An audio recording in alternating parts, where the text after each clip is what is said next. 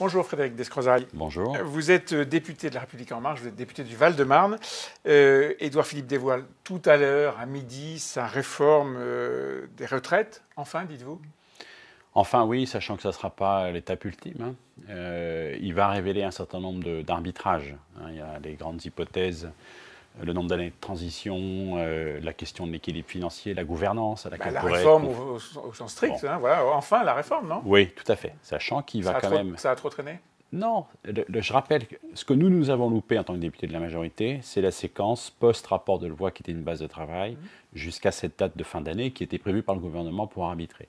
Nous n'avons pas su passionner les Français à partir de septembre. À quelque chose malheur et bon, le mérite de la crise que nous sommes en train de vivre, c'est que tout le monde s'y intéresse.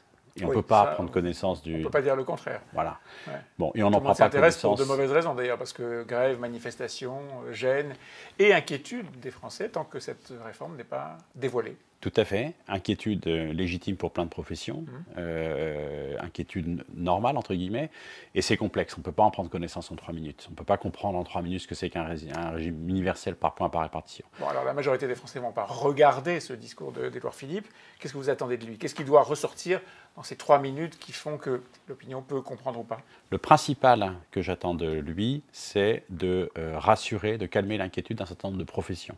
Je pense aux enseignants. Je pense à un certain nombre de métiers pour lesquels il va y avoir, autour de la pénibilité, la question de points de bonification, c'est-à-dire que tout le monde ne partira pas à la retraite au même âge dans le nouveau système. Je pense donc évidemment à des professions régaliennes. Déjà, il y a cet aspect-là. Policiers, gendarmes, pénitentiaires, militaires. Donc il y a déjà cet aspect de profession, de rassurer en donnant des gages sur le nombre d'années de transition, sur les points de bonification, sur la question de prendre en compte l'ensemble de la carrière. Bon. Donc j'attends ça de lui. J'attends qu'il également clarifie la question de la gouvernance, c'est-à-dire qu'il peut être mis en place en fait une nouvelle gouvernance de ce système universel avant qu'ils entrent en vigueur. Ouais. Ne serait-ce que pour gérer. Une gouvernance qui sera confiée aux partenaires sociaux? Oui, certainement, et, avec une responsabilisation sur la question de l'équilibre financier. Donc on a été nombreux en tant que députés à dire au gouvernement on ne fait pas de réforme paramétrique sans être crédible, sans traiter la question de l'emploi des seniors. On ne change pas le système sans être à l'équilibre, c'est ça? Ça, c'était l'idée de départ, mais on a été pollué par cette question-là. Bon. Il n'était pas question d'entrer dans cette... Alors, paramétrique, c'est le nombre d'années de cotisation pour avoir un équilibre. Ça pourrait être confié à la nouvelle gouvernance, sachant qu'il y a l'emploi des seniors qui pose question. Bon, donc une façon pour le gouvernement de dire aux partenaires sociaux, vous avez le cadre, à vous d'appliquer au quotidien. Ce qu'on entend aujourd'hui, en particulier des révélations qui ont été faites ou des arbitrages qui ont été faits hier soir à l'Élysée, c'est que les générations 75 et 85 seraient concernées par la réforme. 75 pour tous les Français, 85 pour les régimes spéciaux. Ça veut dire que ceux qui aujourd'hui ont moins de 44 ans ou moins de 34 ans pour les régimes spéciaux sont concernés par la réforme. Tous les autres ne sont pas assez le bon dosage. En fait, l'hypothèse qui a probablement été examinée, je ne sais pas ce que dira un Premier ministre, c'est qu'on ne raisonne pas en termes de date, mais de nombre d'années de la retraite.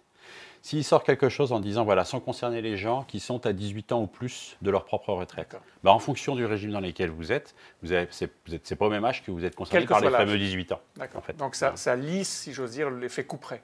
Oui, et puis ça donne une égalité sur, c'est au même nombre d'années, c'est le même nombre d'années à laquelle je vais prendre ma retraite qui est appliqué à tout le monde.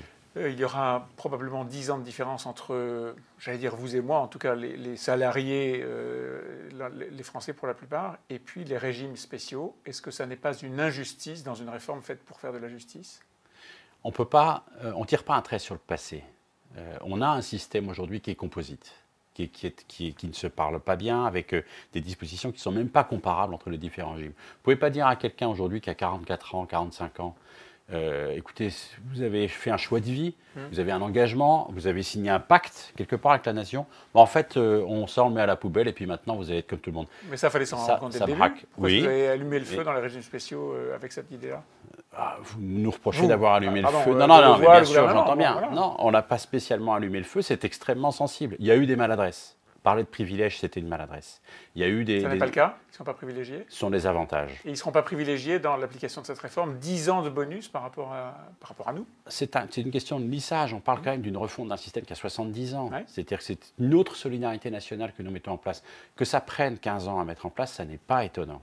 Donc, au bout du compte, c'est nos enfants qui seront concernés, nos enfants, nos petits-enfants, qui vont rentrer dans un système avec un enregistrement dans une caisse nationale universelle, et quels que soient les métiers qu'ils font, sachant que ce que nous souhaitons, je rappelle un point super important, c'est que cette réforme, on la défend maintenant parce que nous avons fait ce que nous avons fait sur le code du travail, l'apprentissage et la formation. C'est dans ce sens-là qu'il fallait faire les choses. C'est dans l'idée que ce soit plus facile de changer de métier, de secteur, que ce soit plus facile d'avoir des carrières flexibles, de ne plus avoir le modèle du même métier dans la même boîte tout au long de sa vie avec une carrière ascendante. Les manifestants étaient 2 fois moins hier, les grévistes étaient 2, 3, 4, parfois 10 fois moins dans certaines professions que la semaine dernière. Est-ce qu'il ne faut pas qu'ils s'arrêtent, il ne faut pas qu'ils cessent leurs actions? Ce que je souhaite, bien sûr, c'est qu'ils cessent leurs actions. C'est une minorité? On ne mettra pas tout le monde d'accord. C'est une minorité? Je l'espère. En tout cas, ce régime ne sera mis en place que si nous parvenons à convaincre une majorité de Français et l'interlocuteur de l'État. Bon, on vous sent ragaillardi, je veux dire, les députés de la majorité, vous avez dit on a raté cette séquence entre le rapport de Leroy et maintenant. On a l'impression que la majorité a tremblé tout de même. Vous savez, c'est pas on paye un peu toutes les factures en même temps avec le quinquennat que nous vivons. Donc, nous avons régulièrement des motifs. Vous faites le coup de c'est la faute de nos prédécesseurs? Non, je ne ferai pas ce coup-là. Il y a eu des difficultés qu'ont connues les autres gouvernements. On s'est engagé en politique pour remettre un certain nombre de choses sur la table et nous faisons ce que nous avons dit. Nous avons plein de motifs de trembler, non, mais de craindre, oui, et de craindre de ne pas y arriver tout simplement. Donc là, c'en est un. Est-ce que la majorité a été trop faible? Est-ce que politiquement, vous n'avez pas, entre guillemets, manqué au chef de l'État qui avait besoin de troupes solides sur leur base et assurer que la réforme était la bonne? Oui et non. Oui, au sens où, en politique, nous sommes de très nombreux amateurs. Nous découvrons les choses. Pas vous? Si, moi également. Enfin, je n'avais pas de mandat avant dans celui-ci. Non, mais vous étiez engagé en politique. J'étais engagé en politique, mais je n'avais pas de mandat. Bon, et j'avais un métier. Donc, nous n'avons pas... mais cette fraîcheur qui a pu causer des maladresses, qui a pu effectivement manquer au président ou au gouvernement, c'est aussi, je pense, qu'attendaient les Français, c'est aussi un renouvellement et c'est aussi un gage de sincérité et de spontanéité. Donc, oui, nous avons manqué de solidité et d'anticipation, typiquement depuis le mois de juillet. On aurait dû s'organiser pour mieux nous y prendre, pour déployer le débat, la concertation avec les citoyens. Mais d'un autre côté, c'est aussi parce que nous avons cette nouveauté, cette sincérité dans ce que nous défendons, que nous pouvons le faire. Parce que les anciens codes de maîtrise de langue de bois, de manipulation, quelque part d'interlocuteurs, je pense aussi que les gens en ont marre. Et je préfère miser sur notre sincérité, qui est parfois une maladresse, mais qui au moins est un gage de sincérité, c'est-à-dire que nous faisons vraiment ce que nous avons dit parce que nous y croyons, en fait. Et donc on verra à partir de cet après-midi si votre sincérité suffit à aider le gouvernement à faire passer la réforme. Merci Frédéric Descroix. Merci à vous.